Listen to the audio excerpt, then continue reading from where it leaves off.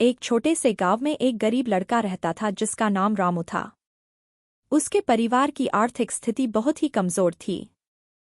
रामू के पिता एक किसान थे जो मेहनत करके अपने परिवार का पेट पालते थे, लेकिन उनकी मेहनत का फल कभी उनके साथ नहीं था।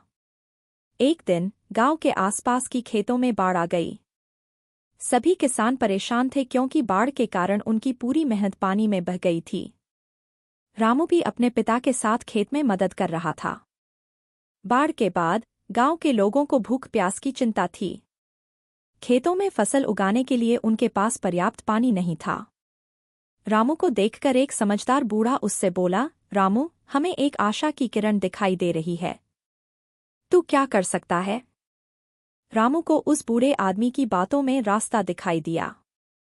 वह गांव के अलावा बाजार में जाकर उचित मूल्य पर जल की बोतलें बेचने का निर्णय लेता है। रामू ने अपनी मेहनत और संघर्ष से अपनी परिस्थिति में सुधार किया। उसने बाजार में जाकर जल की बोतलें बेचना शुरू किया। उसकी मेहनत और ईमानदारी ने लोगों का विश्वास जीता। कुछ समय बाद रामू की दुकान गांव के लोगों के लिए एक महत्वपूर्ण स्थान बन गई। उसने अपने परिवार की आर्थिक स्थिति में सुधार किया और अब वह और उसका परिवार खुशहाली से जी रहा था।